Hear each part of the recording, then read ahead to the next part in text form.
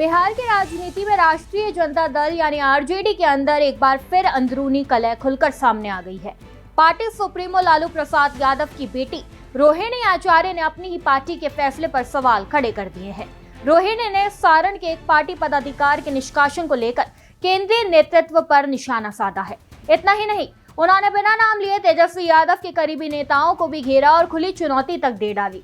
आखिर पूरा मामला क्या है, आइए समझते हैं। नमस्कार, मैं हिमांशी राजपूत और आप देख रहे हैं भारत एक्सप्रेस डिजिटल। राष्ट्रीय जनता दल की नेता और लालू प्रसाद यादव की बेटी रोहिणी आचार्य ने पार्टी के अंदर चल रही गतिविधियों को लेकर खुलकर नाराजगी जाहिर की है। उन्होंने सारण जिले की पार्टी प्रवक्ता हरेलाल यादव को 6 साल के लिए निष्कासित किए जाने के फैसले पर सवाल उठाए हैं। रोहिणी का कहना है कि किसी ईमानदार और जमीनी कार्यकर्ता को बिना ठोस कारण के पार्टी से निकालना पूरी तरह गलत है और इससे संगठन कमजोर होगा। सोशल मीडिया प्लेटफॉर्म एक्स पर पोस्ट करते हुए रोहिणी आचार्य ने कहा कि हरेलाल यादव पर अनुशासनहीनता के जो आरोप लगाए गए हैं वह मनगढ़ंत है। उन्होंने आरोप लगाया कि पार्टी के अंदर कुछ ऐसे लोग हैं जो संगठन में रहकर ही उसे कमजोर करने और विश्वासघात करने का काम कर रहे हैं।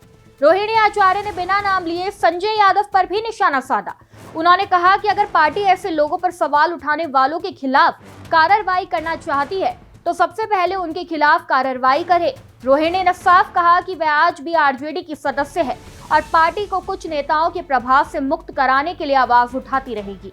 अपने पोस्ट में रोहिणी ने लिखा कि वह लालू प्रसाद यादव की बेटी है और गलत के सामने कभी झुकेगी नहीं। उन्होंने ये भी कहा कि जो लोग उनके साथ है वो निष्कासन के डर के बिना पार्टी के भीतर सच बोलते रहेंगे।